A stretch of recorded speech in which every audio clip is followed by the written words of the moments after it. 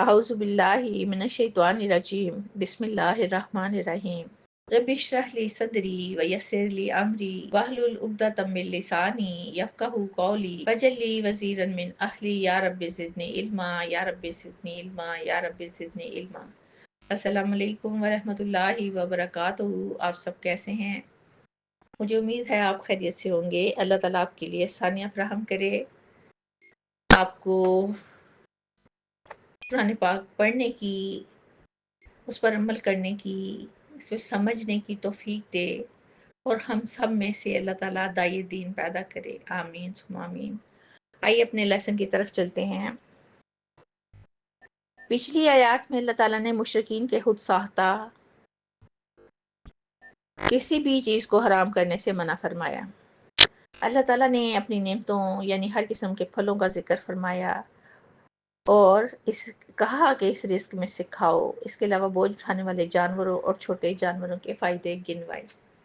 आज हम पढ़ेंगे सूरतुल इनाम आयत नंबर 143। समानियाता अज़वाजिन 8 किस्में पैदा की, मिनद्दान इस्नैनी भेड़ में से 2 यानी मादा और नर, व मिनल माज़ इस्नैनी और बकरी में से 2 यानी ये उसका नर और मादा। कुल फरमा दीजिए अज़्ज़करैनी कह दीजिए क्या दोनों नर, हर्रमा इस अल्लाह ने हराम किए हैं, आमिलुन सय्यैनी या दोनों मादा, अम्मश्तमलत अलैहि या वो बच्चा के मुश्तमिल हैं इस पर, अरहामुल उनसयैन दोनों मादाओं के रहम यानी कि दोनों मादा जो हैं बच्चे देने वाली हैं।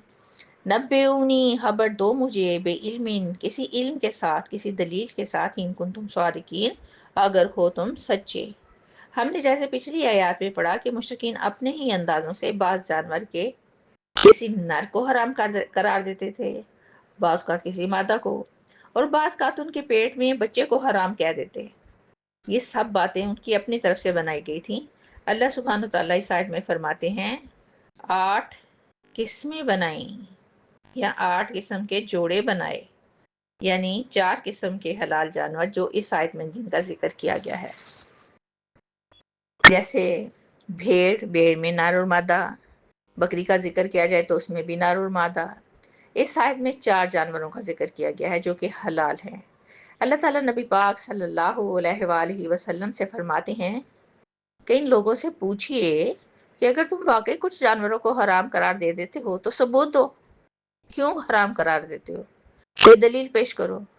बताओ कि क्या भेड़ और बकरी का नर हराम है या फिर भेड़ या बकरी दोनों खुद हराम है, या अच्छा ऐसा ही बता दें जो वो बच्चा जो दोनों मादाओं के पेट में है हराम है।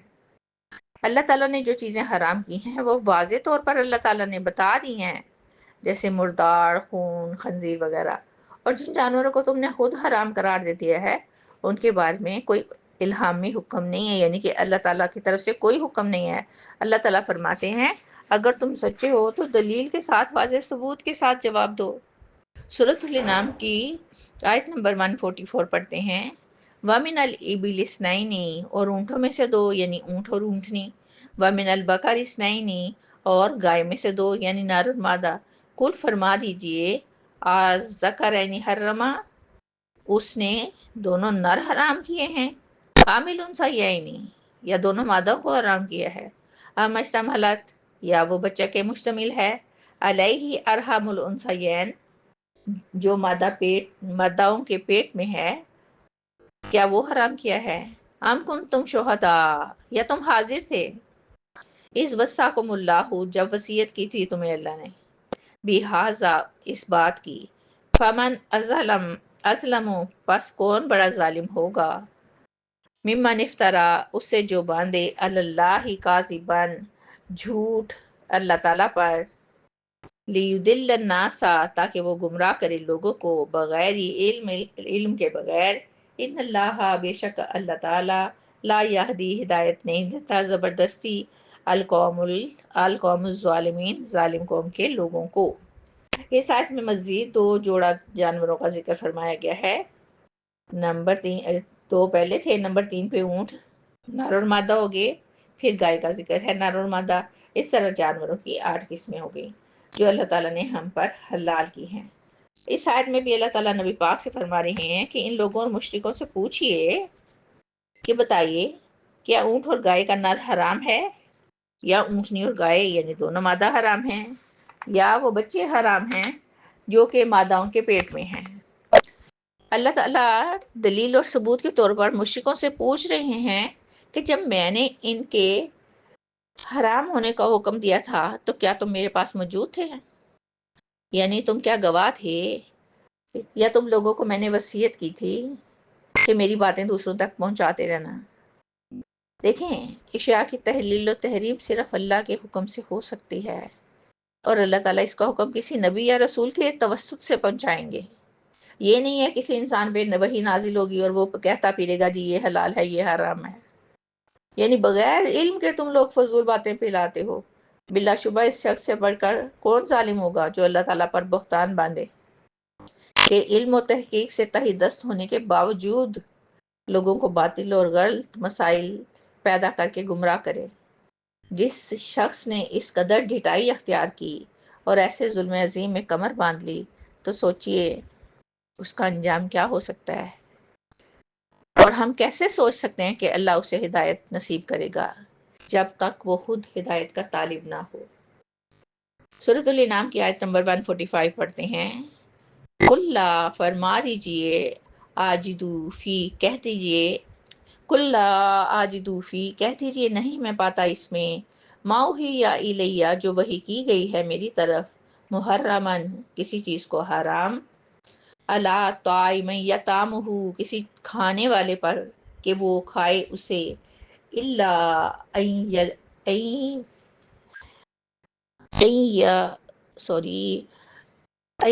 یکون میتتن، اگر لگے پروننسیشن غلط ہے تو پھر دیکھ لیجیے گا،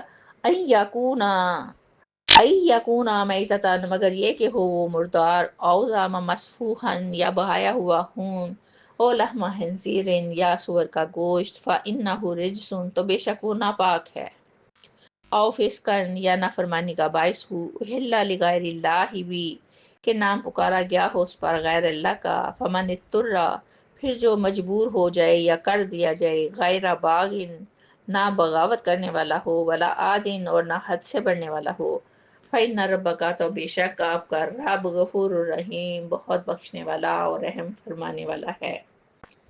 پچھلی آیات میں تمام حلال جانوروں کا ذکر فرمانے کے بعد جو مشرکین نے اپنے خود ساختہ طریقوں سے حرام کر لیے تھے ان کے تمام دعووں کو حتمی طور پر رد کر دیا گیا۔ اللہ تعالیٰ اس آیت میں حضرت محمد صلی اللہ علیہ وآلہ وسلم سے فرماتے ہیں کہ نبی پاک ان مشرکین و منکرین سے کہہ دیجئے کہ وہ تمام چیزیں حلال تھیں، بلکہ اللہ تعالیٰ نے صرف وہ چیزیں حرام کی ہیں جن کا اس آیت میں ذکر کیا گیا ہے، یعنی وہ جانور جو خود بخود مر جائے یا بغیر ذبح کیے ہوئے مر جائے، پھر بہتا ہوا خون، یعنی جانور ذبح کرتے وقت جو خون بہتا ہے وہ بھی حرام اور ناپاک ہے، کیونکہ یہ جسم کے اندر زہریلے مادوں کو صاف کرنے کا ذریعہ ہوتا ہے۔ خون میں بہت سے بیکٹیریا، جراثیم اور گندگی ہوتی ہے، خاص طور پر جب وہ جسم سے باہر نکلتا ہے۔ یہ جلدی سڑتا بھی ہے اور خراب بھی ہوتا ہے اور صحت کے لیے مضر ہے۔ اور خاص بات یہ ہے کہ انسان کی فطرت کو خون پینے سے نفرت ہوتی ہے۔ خون دیکھ کر انسان کو وحشت اور کراہت آتی ہے۔ اس کے علاوہ خنزیر کا گوشت حرام کیا گیا کیونکہ یہ بذات خود ناپاک اور حرام ہے، خواہ اسے ذبح کیا گیا ہو یا نہیں۔ وہ کھانا حرام ہے جس پر اللہ کے سوا کسی کا نام لیا گیا ہو، مثلاً بتوں، بزرگوں یا جنات وغیرہ کے نام۔ ہاں، اگر کوئی شخص بھوک سے بے قرار اور مرنے کے قریب ہو تو مجبور ہو کر کھا سکتا ہے، بس بغاوت نہ کرے، یعنی حد سے بڑھنے والا نہ ہو، تو ایسی حالت میں اللہ تعالیٰ معاف کرنے والے اور رحم فرمانے والے ہیں۔ مجھے امید ہے آپ کو سمجھ آ گئی ہوگی اور ہم ان باتوں پر پورا عمل کریں گے۔ اسی کے ساتھ میں آپ سے اجازت چاہتی ہوں۔ ہنستے رہیے، بستے رہیے، خوش رہیے، آباد رہیے، اللہ کے امان میں رہیے۔ انشاءاللہ پھر ملیں گے، تب تک کے لیے اللہ حافظ۔